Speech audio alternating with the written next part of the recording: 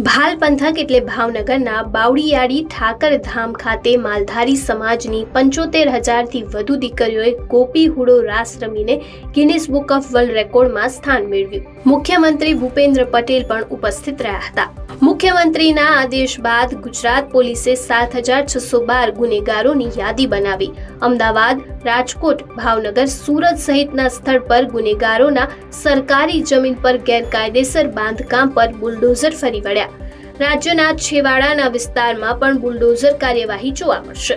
ભુજમાં નકલી હોસ્પિટલ બાદ હવે સુરતમાંથી વધુ એક બોગસ ડોક્ટર ઝડપાયો. સુરતના લસકાણા વિસ્તારમાંથી 10 પાસ મૂળ પશ્ચિમ બંગાળનો બોગસ ડોક્ટર પોતે પીડિયાટ્રિશિયન, ગાયનેકોલોજિસ્ટ અને સર્જન હોવાનો દાવો કરી રહ્યો હતો.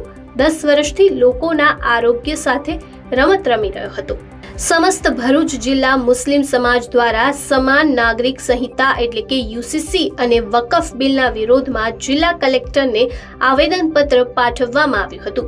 ગુજરાત સરકાર દ્વારા પ્રસ્તાવિત યુસીસી ખરડો રાજ્યની ધાર્મિક, સાંસ્કૃતિક અને સામાજિક વૈવિધ્યતાને અવગણીને એકપક્ષી રીતે લાગુ કરવાનો પ્રયાસ થઈ રહ્યો હોવાનું આવેદનમાં જણાવ્યું. ગુજરાતમાં યુસીસી લાગુ કરવાનો મુદ્દો તૈયાર કરવા રચાયેલી સમિતિના અધ્યક્ષ રંજના દેસાઈએ ગુજરાતવાસીઓને યુસીસી અંગે સૂચનો મોકલી આપવા અપીલ કરી હતી, જેની માટે 24 માર્ચ 2025 અંતિમ તારીખ નક્કી કરાઈ હતી, પરંતુ હવે તેને લંબાવીને અંતિમ તારીખ 15 એપ્રિલ કરી દેવાઈ છે. સુરતમાં દુષ્કર્મ આચરનાર વિધર્મી યુવકને 20 વર્ષની સજા ફટકારાઈ. સગીર વિદ્યાર્થિનીને પ્રેમ જાળમાં ફસાવી દુષ્કર્મ આચર્યું હતું. કોર્ટે 20 વર્ષની સાથે 1 લાખ રૂપિયાનો દંડ પણ ફટકાર્યો છે. વિધર્મી યુવક સામે વેસુ પોલીસ સ્ટેશનમાં ગુનો નોંધાયો હતો. રાજ્યમાં અમદાવાદમાં 22 અને ગાંધીનગરની 6 હોટેલને દારૂ વેચવાની પરવાનગી અપાઈ છે. વિધાનસભામાં પ્રશ્નોત્તરી દરમિયાન સરકારે જણાવ્યું કે ફેબ્રુઆરી 2023 થી જાન્યુઆરી 2024 સુધી દારૂ વેચાણમાંથી 14.45 કરોડ રૂપિયાની આવક થઈ હતી. છેલ્લા 2 વર્ષમાં કોઈ પણ પરમિટ સસ્પેન્ડ કરાઈ નથી. આણંદ કૃષિ યુનિવર્સિટીએ વધી રહેલી ગરમી પર સંશોધન કરવામાં આવ્યું, જેમાં ચોંકાવનારી વિગતો બહાર આવી છે કે આવનારા સમયમાં રાજ્યમાં હીટ વેવના દિવસો સતત વધતા જશે.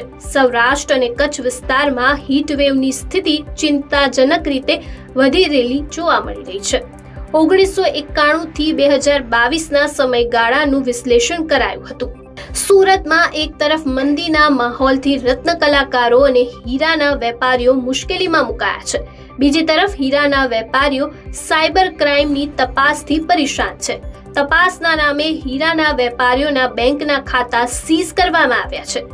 32 હીરા વેપારી મળીને 100 કરોડથી વધુ રૂપિયા સીઝ થતા ગૃહમંત્રી અમિત શાહને પણ રજૂઆત કરાઈ છે.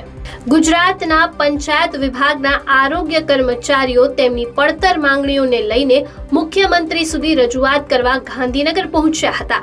જોકે તે પહેલા 500થી વધુ લોકોની પોલીસે અટકાયત કરી હતી. આરોગ્ય મંત્રી ઋષિકેશ પટેલે હડતાલ નહીં સમેટાય તો સરકાર પગલાં ભરવામાં આવશે તેમ જણાવ્યું. બીજાપુર દંતેવાડા સરહદ પર જંગલ વિસ્તારમાં સુરક્ષા દળો અને નક્સલીઓ વચ્ચે થયેલી ભીષણ અથડામણમાં 22 નક્સલીઓ ઠાર થયા છે. બીજાપુરમાં 18 અને કાંકેરમાં 4 નક્સલીઓ માર્યા ગયા હતા. ડીઆરજીના 1 જવાન પણ શહીદ થયા છે. કોંગ્રેસે દેશભરમાંથી 700 જેટલા જિલ્લા સ્તરના અધ્યક્ષને દિલ્હી બોલાવ્યા છે. કોંગ્રેસ સંગઠનને ફરી પગભર કરીને મજબૂત કરવાનો હેતુ હોવાનું જાણવા મળી રહ્યું છે. 27 થી 28 માર્ચ અને 3 એપ્રિલના રોજ તબક્કાવાર રીતે જિલ્લા પ્રમુખો દિલ્હી પહોંચશે. રાષ્ટ્રીય સ્વયંસેવક સંઘની અખિલ ભારતીય પ્રતિનિધિ સભાની 3 દિવસીય બેઠક 21 થી 23 માર્ચ દરમિયાન કર્ણાટકની રાજધાની બેંગ્લોરમાં શરૂ થવા જઈ રહી છે. સંઘવાળા મોહનજી ભાગવત, મહામંત્રી દત્તાત્રેય હોસાબલે, કારોબારી સભ્યો અને અન્ય પદાધિકારીઓ મળીને કુલ 1,480 જેટલા કાર્યકરો હાજરી આપે તેવી શક્યતા છે. શંભુ બોર્ડર પર છેલ્લા 13 મહિનાથી તંબુ નાખીને ધરણા ઉપર બેઠેલા ખેડૂતોને પંજાબની ભગવંત માન સરકારે આયોજનપૂર્વક દૂર કર્યા છે.